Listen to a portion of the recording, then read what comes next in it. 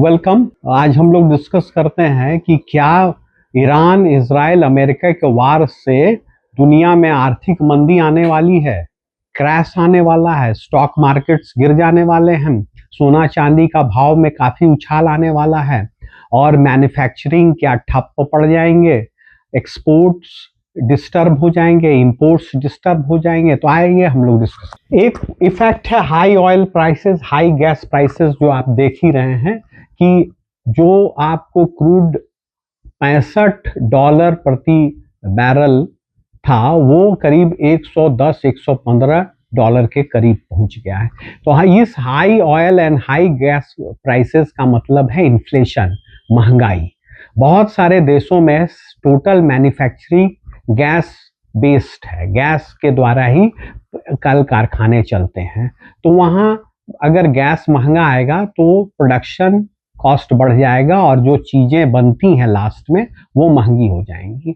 हमारे यहाँ भी जो कुछ ऐसे मैन्युफैक्चरिंग प्लांट्स हैं जो गैस बेस्ड है, अभी गवर्नमेंट ने काफ़ी कोशिश किया था, इंसेंटिव दिया था कि आप जो है गैस पे चले जाओ ताकि पॉल्यूशन ना। कार्बन क्रेडिट भी उनको मिलता था, कार्बन क्रेडिट को कभी हम लोग बाद में डिस्कस। हमारे यहाँ सारा ट्रांसपोर्टेशन गैस एंड ऑयल पे होता है, गाड़ियां गैस ऑयल पे चलती हैं, तो कीमतें महंगी होगी, इन्फ्लेशन बढ़ा भी है और आगे भी बहुत बढ़ने का खतरा है। अभी गवर्नमेंट प्रयास कर रही है, कुछ इन्फ्लेशन को गवर्नमेंट ने एब्जॉर्व किया है, पब्लिक तक नहीं पहुंचने दिया है, लेकिन अगर युद्ध लंबा चलता रहा तो खतरा बरकरार है। मैन्युफैक्चरिंग शटडाउन्स हो सकते हैं, गैस अगर नहीं मिलेगा तो ऐसे प्लांट्स जो गैस पे ही मैन्युफैक्चरिंग करते हैं वर्ल्ड में और इंडिया में, वो शट डाउन कर सकते हैं।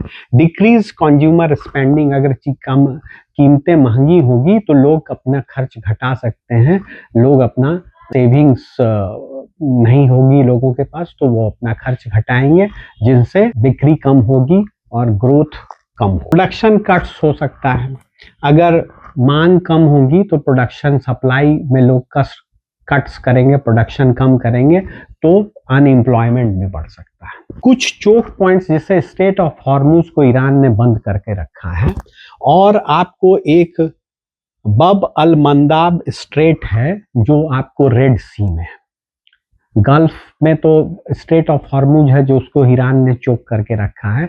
बल्ब अल मंदाब को भी ईरान अगर यमन में बैठे हुतियों को एक्टिवेट कर देगा तो वो इस रेड सी के पाथ को भी बब अल मंदाब से, जहां पे नैरो पॉइंट है, वहां पे चोक करने का प्रयास कर सकते हैं या डिस्टर्ब करने का प्रयास कर सकते हैं। तो इससे इन्फ्लेशन और भी बढ़ेगा और महंगाई और भी बढ़ेगी, इंपोर्ट्स और भी डिस्टर्ब होंगे, एक्सपोर्ट भी डिस्टर्ब होंगे। अब ऐसा है कि गल्फ कंट्रीज में सिर्फ भारत इंपोर्ट ही नहीं करता है, भारत रिफाइंड ऑयल, जो क्रूड ऑयल्स इनसे लगता है उनको रिफाइन करके भी उनको एक्सपोर्ट भी करता है, वेजिटेबल्स एक्सपोर्ट करता है, जेम्स एंड ज्वेलरी एक्सपोर्ट करता है, टेक्सटाइल एक्सपोर्ट करता है, फार्मा एक्सपोर्ट करता है, बासमती राइस एक्सपोर्ट करता है, एग्रीकल्चर एक्सपोर्ट करता है, भारत भी करता है और भी बहुत सारे देश करते हैं।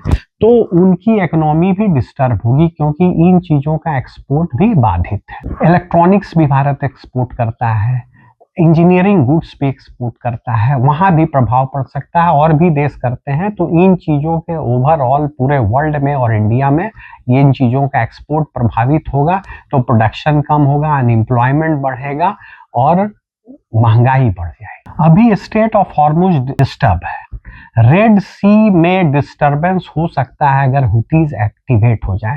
ऐसे में क्या है, शिपिंग लाइंस को केप ऑफ गुड होप तक से होके आना होगा और केप ऑफ गुड होप से आने का मतलब है कि 14-15 दिनों का ट्रांजिट टाइम बढ़ जाएगा और खर्च काफी बढ़ जाएगा, तो इन्फ्लेशन काफी तेज गति से बढ़ सकती है। वैसल्स चूंकि 15 दिन इंगेज रहेंगे तो जहाज मिलना मुश्किल हो जाएगा, जहाज की हायरिंग का कीमतें, जहाज को हायर करने का भाड़ा जहाज का बढ़ जाएगा। इंडियन एक्सपोर्ट्स भी आपको प्रभावित होगा, वर्ल्ड एक्सपोर्ट्स भी प्रभावित होगा।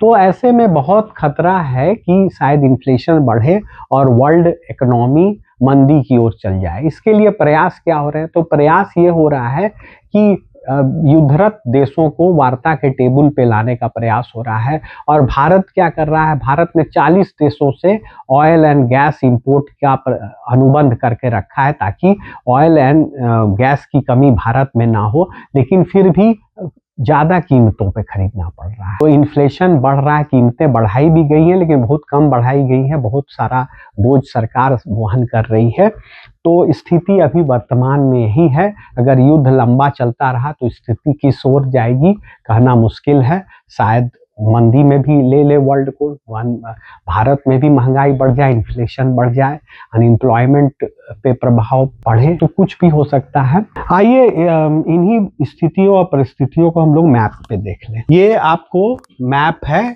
जहां ये रेड सी है और ये है स्ट्रेट ऑफ हॉर्मुज। ये नैरो पॉइंट है जहां ईरान ने माइंस बिछा के रखे हैं और ईरान से सट के जाता हुआ थोड़ा सा रास्ता छोड़ के रखा है ताकि कोई भी जहाज एकदम ईरान के नजदीक से ही निकल पाए, और अगर ईरान ना चाहेगा तो उस जहाज को रोक देगा या उस पर हमला कर सकता है। रेड सी में यहाँ यमन और यहाँ बब अल मंदिर जो है स्टेट है, जो छोटा नैरो पॉइंट है, यहाँ पे हुतीज ईरान के कहने पे इस रेड सी पॉइंट को डिस्टर्ब कर सकते हैं। वर्ल्ड का 15-20% व्यापार यहाँ से होता है, वर्ल्ड का 15-20% व्यापार यहाँ से होता है। तो करीब 30-40% व्यापार प्रभावित हो सकता है। ये हम लोग आपको मैप से आप अच्छे तरह से समझ में आ सकते हैं कि रिस्क है, सप्लाई चेन रिस्क है, वार अगर बढ़ता गया तो। और दूसरा मरीन रिस्क है, अगर वर्ल्ड यहाँ टैंकर डुबोए गए, ऑयल गिरता गया समुद्र में, तो मरीन जो होते हैं, जो समुद्री उत्पाद होते हैं, समुद्री मछलियाँ और बहुत सारे मरीन प्रोडक्ट्स होते हैं, उन पे खतरा आ सकता है। मरीन प्रोडक्ट्स जो है वो जो है सप्लाई कम हो सकता है, महंगाई बढ़ सकती है उनके, और बड़ी संख्या में सी मरीन्स, सी लाइफ में डिस्टरबेंस हो सकता है और हानि हो सकती है। तो दोस्तों, हम लोगों ने डिस्कस किया आज मंदी को, रिसेशन को भारत में और वर्ल्ड में। आगे भी हम लोग इम्पोर्टेंट टॉपिक्स को डिस्कस करेंगे जो स्टूडेंट्स के लिए और जियो पॉलिटिक्स में इंटरेस्टेड लोगों के लिए बहुत काम के होंगे। तो चैनल को लाइक करें, सब्सक्राइब करें और शेयर करें। धन्यवाद।